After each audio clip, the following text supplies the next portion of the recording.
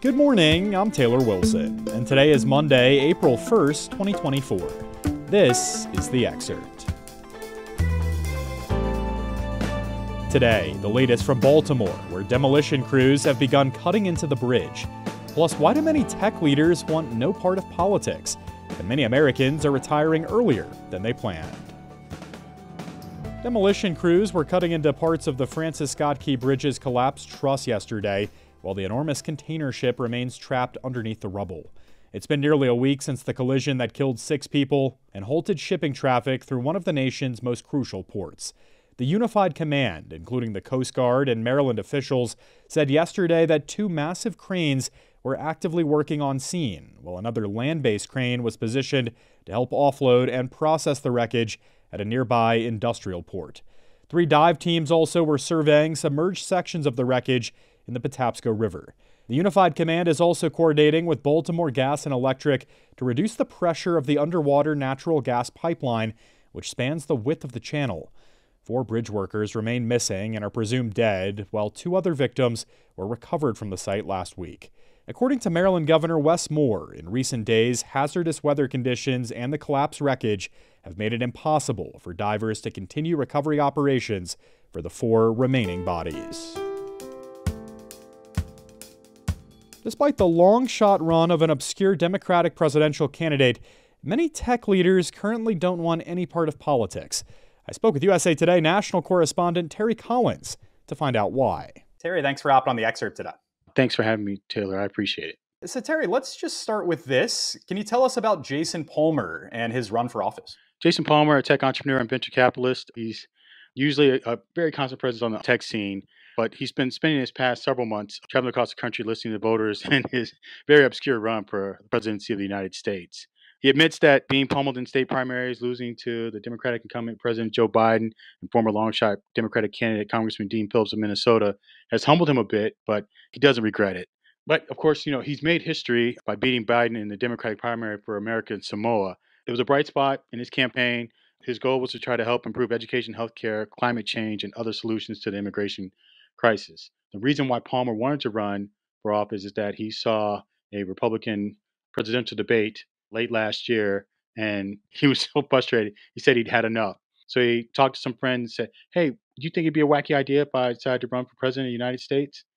Well, of course, they said no, it wouldn't be. So he decided to run. He used $500,000 of his own toward his campaign.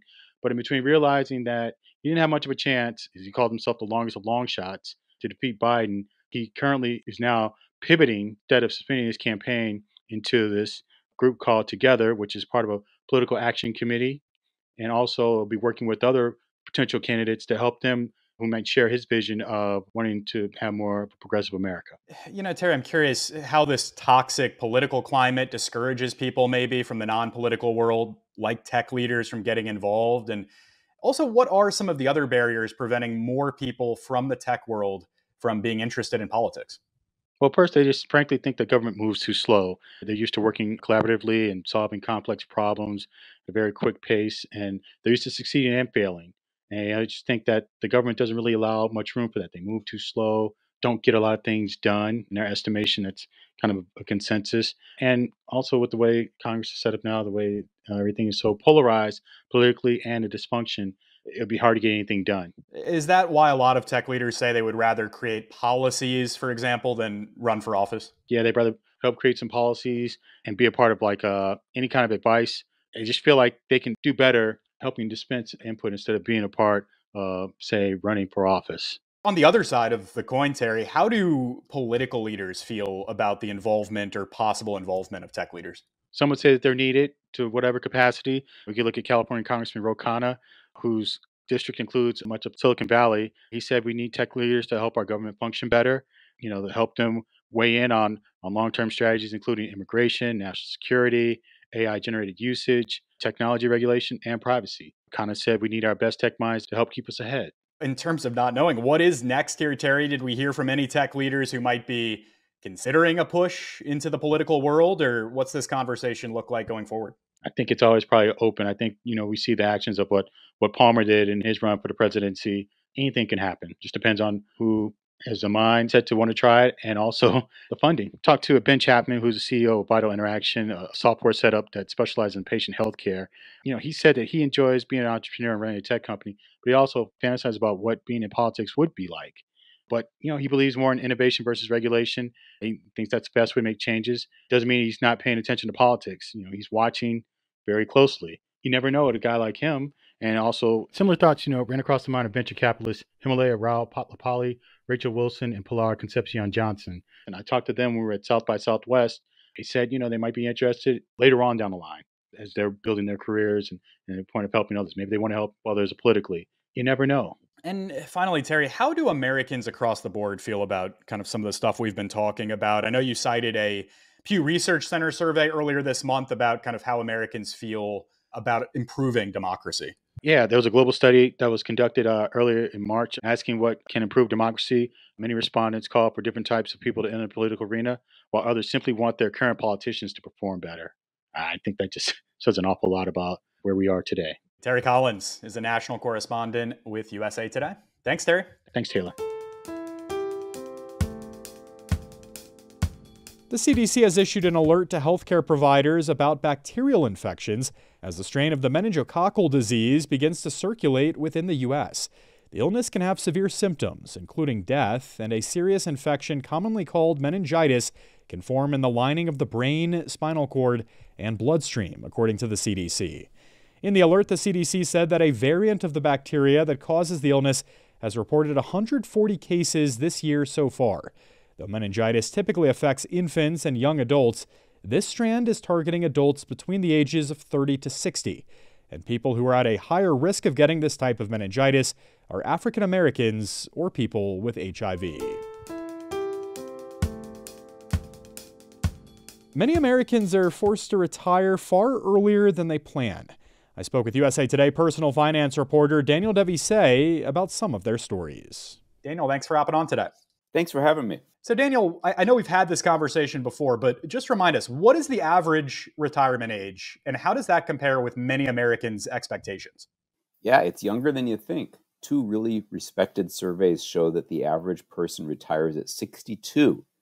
And a lot of us think of 62 as being late middle age, right? It doesn't come across to most of us as old, but people expect to retire later than that, 67, according to the Transamerica Center for Retirement Studies. So what that means is a lot of us are retiring earlier than we think we're going to. Yeah, and you spoke with several Americans about kind of their forced early retirement stories.